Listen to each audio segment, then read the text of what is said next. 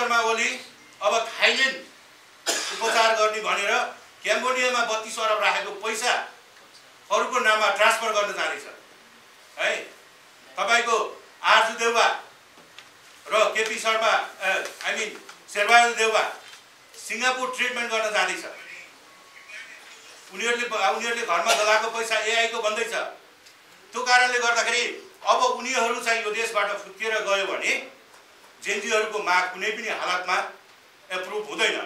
हत्याराको मूल नायके केपी शर्मा ओली अब उपचारको लागि थाइल्यान्ड जाने भन्दै हुनुहुन्छ। करप्सन गर्ने व्यक्तिहरूलाई चाहिँ कारबाही गर्नको लागि इन्टरनेसनल लले पनि छेकेको छैन। तर राष्ट्रिय वाणिज्य ब्याङ्कमा भए जति पैसा घरमा राख्ने शेरबहादुर देउवा आरजु देउवाहरूलाई अहिले चाहिँ कारबाही नगरेर अहिले उनीहरूले चाहिँ के गरिरहेको छ भन्दाखेरि जेनजी भन्दा कम उमेरको भाइ बहिनीहरूले चाहिँ सानसानोमा टिनेज हुँदाखेरि ढाँटेको चाहिँ मैले देखेको थिएँ। तर 84 पूजा गर्ने बेला भएको शेरबहादुर देउवा अहिले चाहिँ पिण्ड खाने बेलामा एआईले बनाएको मेरो घरमा चलेको पैसा भनेर ढाँट्नु भएको छ। त्यसले गर्दाखेरि त्यति ठुलो एभिडेन्स हुँदाखेरि यो कायर सरकारले काम नगरेको हुँदाखेरि यो देशलाई चाहिँ अब ठुलो द्वन्द्वमा लाँदैछ। देशमा रहेका 3 करोड नेपाली र विशेष गरी राष्ट्रभक्त नेपालीहरू विदेशमा झन्डै 80 लाख हुनुहुन्छ। अब तपाईँ हामीहरू चाहिँ युनाइट हुने बेला आएको छ। यो सरकारले यसरी चाहिँ अब काम गर्न सक्दैन भने र अहिले चाहिँ यो विदेशीको इसारामा चल्छ र अब यो फ्युचरमा अब जतिसक्दो छिटो नै यो तिहारपछि अथवा यो विदिन 1 महिनाभित्रमा यो सरकार चाहिँ अब ठुलो द्वन्द्वमा लाने कोसिस गरेको छ। सीआईए जुन चाहिँ सीआईएले संसारमा झन्डै 50 to 60 वटा देशमा गृह युद्ध बनाइसक्यो। रले 1968 इन्दिरा गान्धीको पालादेखि 20 वटा देशमा इन्टरनल गृह युद्ध बनाइसक्यो। नेपालमा सरकार ढलाउने र सरकार बनाउने काम धेरै पटक गरिसक्यो। त्यसले गर्दाखेरि अबको स्थिति भनेको नेपाललाई कसरी गृह युद्धमा लाने त्यो तरिकाले अगाडि बढिरहेको छ। अब तपाईँ हामीहरू विशेष गरी जेनजी पुस्ताको युवाहरू र राष्ट्रभक्त नेपालीहरूले अब आँखा खुलेन भने हाम्रो देश म धेरै कन्ट्रीमा गइसकेको छु। तपाईको सीआईएले तहस नहस बनाएको सेकेन्ड वर्ल्ड वारदेखि 1948 मा इस्टाब्लिस भएदेखि 1954 मा म सेन्ट्रल अमेरिका बेलिजको साइडमा भएको गोटेमाला भन्ने कन्ट्रीमा गएको थिएँ। जुन 20 वर्षको लडाईको दौरानमा त्यो देश अहिलेसम्म उठ्न सकेको छैन। अफगानिस्तान हेर्नुस्, श्रीलङ्का हेर्नुस्, केनिया हेर्नुस्, सुडान हेर्नुस्। अब त्यही तरिकाले हाम्रो देश चाहिँ अब 61 नम्बरमा नपर्ला भन्न सकिँदैन। जब यो देशमा द्वन्द्व सुरु भयो भने युएन एप्रोच हुन्छ। युएन एप्रोच हुने बित्तिकै अमेरिका आयो, तपाईको युरोपको युरोपियन युनियनहरू आयो। त्यसपछि तपाईको हामीहरूले हाम्रो देशलाई कस्तो गराउन खोज्दैछौँ भन्दाखेरि अहिले सिरालियनमा हेर्नुहुन्छ भने तपाईको चाहिँ केनियामा हेर्नुहुन्छ भने चेलीहरू के भइरहेछ हेर्नुस्। हाम्रो चेलीहरू चाहिँ इन्डियाको चाहिँ तपाईको दिल्लीको चाहिँ जीपी रोडमा, तपाईको चाहिँ बम्बईको चाहिँ ग्रान्डी रोडमा, कलकत्ताको सोनाकाछी रोडमा, केनियामा अफ्रिकामा देह व्यापार गरेर बसिरहेको छ हैन। दुई पटक चाहिँ अहिले प्रधानमन्त्री पनि वुमेन हुनुहुन्छ, दुई पटक चाहिँ राष्ट्रपति भयो। त्यो चेलीहरूलाई हेरिएन। मिडल इस्टमा त्यस्तै छ। त्यो कारणले गर्दाखेरि अब जेनजीहरू भर्सेस अब यो देशको सरकार र भ्रष्टाचारी होइन, अब यो देशको राष्ट्रभक्त भर्सेस अब लडाई भनेको चाहिँ विदेशीबाट चलेको सरकार र भ्रष्टाचार गरेको नेताहरूसँग हामीहरू चाहिँ अब देशभक्त व्यक्तिहरू चाहिँ लड्ने बेला आएको छ। अभिभार हुन्छ। त्यो अभिभार भनेको सरकारले राम्रो काम गरेको छ भने इन्करेज गर्ने र सरकारले अलिकति रङ डाइरेक्सनमा काम गरेको छ भने एडभाइस गर्ने र गल्ती गरेको छ भने वार्निङ दिने। र अहिलेको अन्तरिम सरकारले साह्रै यो तीनवटा काममा दुईटा काम गरेको छैन भन्ने तपाईँ हामीहरूलाई थाहा नै छ र त्यसले गर्दाखेरि यो 3 नम्बरको बुदा जुन चाहिँ वार्निङ दिन चाहन्छु र विशेष गरी अहिले जेनजीहरूले जुन चाहिँ क्रान्ति अथवा आन्दोलन गरेर 78 जनाको शहीद भएपछि झन्डै आज 1 महिना 7 दिन भयो र सरकार बनेको पनि झन्डै 1 महिना 3 दिन भइसक्यो र सरकार बनेको 1 महिना 3 दिन हुँदा पनि अहिलेसम्म चाहिँ उपलब्धि केही भएको छैन र विशेष गरी जेनजीहरूको माग कुनै पनि अगाडि बढेको छैन। त्यसैले गर्दाखेरि जुन चाहिँ जेनजीहरूलाई हत्या गरेको थियो हत्याराहरू अहिले खुल्लेआम हिँडिरहेको छ र विशेष गरी तपाईहरुले लेटेस्ट न्यूजहरू हेर्नुभएको होला हत्याराको मूल नायके केपी शर्मा ओली अब उपचारको लागि थाइल्यान्ड जाने भन्दै हुनुहुन्छ र त्यसैमा जेनजीहरूको अर्को माग थियो जुन चाहिँ भ्रष्टाचारीलाई कारबाही गर्ने तपाईहरुले देख्नुभयो जुन चाहिँ यो नेपाल भन्ने हाम्रो राष्ट्रले विगत 2003 सालको डिसेम्बर 10 मा युनाइटेड नेसनको कन्भेन्सन एगेन्स्ट करप्सनमा साइन गरेको अहिले 22 वर्ष भइसक्यो र 2010 देखि एप्रुभ भएर अहिले चाहिँ जुन चाहिँ युनाइटेड नेसन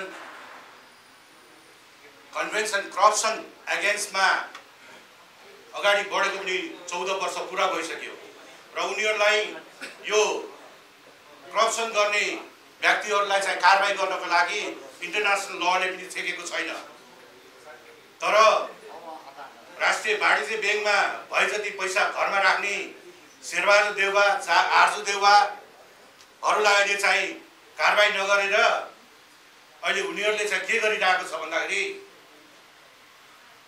जेनजी भन्दा कम उमेरको भाइ बहिनीहरूले चाहिँ सानसानोमा टिनेज हुँदाखेरि ढाँटेको चाहिँ मैले देखेको थिएँ तर 84 पूजा गर्ने बेला भएको शेरबहादुर देउवा अहिले चाहिँ पिण्ड खाने बेलामा एआईले बनाएको मेरो घरमा चलेको पैसा भनेर ढाँट्नु भएको छ। त्यसले गर्दाखेरि त्यति ठुलो एभिडेन्स हुँदाखेरि यो कायर सरकारले काम नगरेको हुँदाखेरि यो देशलाई चाहिँ अब ठुलो द्वन्द्वमा लाँदैछ। तपाईहरुले हामीहरूले अब धेरै विचार गर्ने बेला आएको छ र यो सरकारले अब केही गर्न सक्दैन भन्ने कुरा आज 1 महिना 7 दिनमा प्रुभ गरिसक्यो र 8 वटा दलको आज मिटिङ हुँदैछ र उनीहरूले चाहिँ त्यही संविधानलाई टेकेर अब यो पुरानो संसद चाहिँ कसरी रिभाइभ गर्ने भनेर बिउतानी भनेर अगाडि बढिरहेको छ। अहिले सर्वोच्चमा तपाईको 4 to 5 वटा मुद्दाहरू परिसकेको छ यो सरकारलाई। अब यो सरकारले केही गर्ला जस्तो लागेको छैन तपाईहरुले देखिसक्नुभयो र पुरानो संसद रिभाइभ भएर आयो भने यो सरकारलाई पनि कानुन लाग्छ। त्यसले गर्दाखेरि मैले एउटा यो सरकारलाई वार्निङ के दिन लाग्छु भन्दाखेरि अब देशमा रहेका 3 करोड नेपाली र विशेष गरी राष्ट्रभक्त नेपालीहरू विदेशमा झन्डै 80 लाख हुनुहुन्छ। अब तपाई हामीहरू चाहिँ युनाइट हुने बेला आएको छ। यो सरकारले यसरी चाहिँ अब काम गर्न सक्दैन भने र अहिले चाहिँ यो विदेशीको इशारामा चल्छ र अब यो फ्युचरमा अब जतिसक्दो छिटो नै यो तिहार पछि अथवा यो विदिन 1 महिना भित्रमा यो सरकार चाहिँ अब ठुलो द्वन्द्वमा लाने कोसिस गरेको छ। यो लानको तपाईहरुलाई एस्योर गराउँछु सीआईए जुन चाहिँ सीआईएले संसारमा झन्डै 50 to 60 वटा देशमा गृह युद्ध बनाइसक्यो रले 1968 इन्दिरा गान्धीको पालादेखि 20 वटा देशमा इन्टरनल गृह युद्ध बनाइसक्यो। नेपालमा सरकार ढलाउने र सरकार बनाउने काम धेरै पटक गरिसक्यो। त्यसले गर्दाखेरि अबको स्थिति भनेको नेपाललाई कसरी गृह युद्धमा लाने त्यो तरिकाले अगाडि बढिरहेको छ।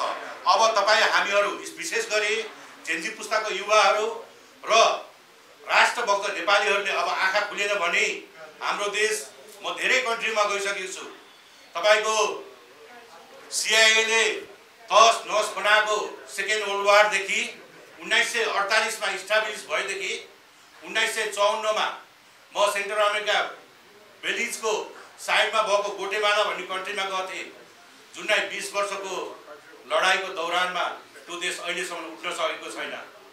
अफगानिस्तान हेर्नुस्, श्रीलङ्का हेर्नुस्, केनिया हेर्नुस्, सुडान हेर्नुस्। अब त्यही तरिकाले हाम्रो देश चाहिँ अब 61 नम्बरमा नपर्ला भन्न सकिँदैन। त्यसले गर्दाखेरि तपाईहरुले देख्नु भएको छ आज नागरिक समाजले एउटा सबै इन्टेलेक्चुअल व्यक्तिहरूलाई एउटै बास्केटमा राख्ने तरिकाले यो आज 4 नम्बरको चाहिँ कार्यक्रम गरेको छ। यसमा यो टिममा तपाईको एक्स आर्मी जेनरलहरु हुनुहुन्छ, आईजीबी पुलिसको चाहिँ आईजीबी हरूदेखि लिएर एआईजी हरूदेखि लिएर अफसर लेभलको मान्छेहरु हुनुहुन्छ, पीएचडी एसोसिएसनको मान्छे हुनुहुन्छ, इन्जिनियर हुनुहुन्छ, इन्टरनेशनल ल प्रोफेसरहरु हुनुहुन्छ। त्यसले गर्दाखेरि अहिलेको चाहिँ नयाँ पुस्ता जेनजीहरु छ। अब तपाई हामीहरुले अब युनाइट भएर अगाडि बढेन भने तपाई हाम्रो देश चाहिँ 110% द्वन्द्वमा जान्छ। म युगोस्लाभियामा पनि पुगेको छु, बोस्निया हर्जगोभिना पनि पुगेको छु, म कोसोभोमा पनि पुगेको छु। म तपाईको त्यहाँ द्वन्द्व भएको देशहरु नउठ्नको लागि जब यो देशमा द्वन्द्व सुरु भयो भने युएन एप्रोच हुन्छ। युएन एप्रोच हुने बित्तिकै अमेरिका आयो, तपाईको युरोपको युरोपियन युनियनहरु आयो। त्यसपछि तपाईको हामीहरुले हाम्रो देशलाई कस्तो गराउन खोज्दै छ भन्दाखेरि अहिले सिरालियनमा हेर्नुहुन्छ भने, तपाईको चाहिँ केनियामा हेर्नुहुन्छ भने चेलीहरु के भइरहेछ हेर्नुस्। हाम्रो चेलीहरु चाहिँ इन्डियाको चाहिँ तपाईको दिल्लीको चाहिँ जीपी रोडमा, तपाईको चाहिँ बम्बईको चाहिँ ग्रान्डी रोडमा, कलकत्ताको सोनाकाछी रोडमा, केनियामा अफ्रिकामा देह व्यापार गरेर बसिरहेको छ हैन। दुई पटक चाहिँ अहिले प्रधानमन्त्री पनि वुमेन हुनुहुन्छ, दुई पटक चाहिँ राष्ट्रपति भयो। त्यो चेलीहरुलाई हेरिएन, मिडल इस्टमा त्यस्तै छ। त्यो कारणले गर्दाखेरि अब जेनजीहरु भर्सेस अब यो देशको सरकार र भ्रष्टाचारी हैन, अब यो देशको राष्ट्रभक्त भर्सेस अब लडाई भनेको चाहिँ विदेशीबाट चलेको सरकार र भ्रष्टाचार गरेको नेताहरुसँग हामीहरु चाहिँ अब देशभक्त व्यक्तिहरु चाहिँ लड्ने बेला आएको छ। त्यसले गर्दाखेरि मैले यति भन्न चाहन्छु तपाईहरुलाई, अब यो पालि हामीहरुले चाहिँ हामीमा तन मन धन लगाएर साम दान दण्ड भेद लगाएर अब हामीले चाहिँ यो सरकारलाई चाहिँ वार्निङ दिएर काम गराएन भने अब हामी चाहिँ किन भन्दाखेरि छिट्टै द्वन्द्वमा जाँदैछौँ है। त्यसले गर्दाखेरि अहिले यो सरकारले कुनै पनि काम गर्न सकेको छैन। भ्रष्टाचारीहरूलाई कारबाही गर्नको लागि मैले चाहिँ युनाइटेड नेसनको कन्भेन्सन एगेन्स्ट करप्सनको चाहिँ लको बारेमा पनि भने तपाईहरुलाई। यो सरकारलाई चाहिँ कारबाही गर्नको लागि केहीले छेकेको छैन, केहीले नसक्दा पनि उ मौन भएर बसेको छ। केपी शर्मा ओली अब थाइल्यान्ड उपचार गर्ने भनेर क्याम्बोडियामा 32 अरब राखेको पैसा अरूको नाममा ट्रान्सफर गर्न जाँदैछ है। तपाईको आरजु देउवा र केपी शर्मा शेरबहादुर देउवा सिङ्गापुर ट्रिटमेन्ट गर्न जाँदैछ। उनीहरूले घरमा लगाएको पैसा एआई को बन्दैछ।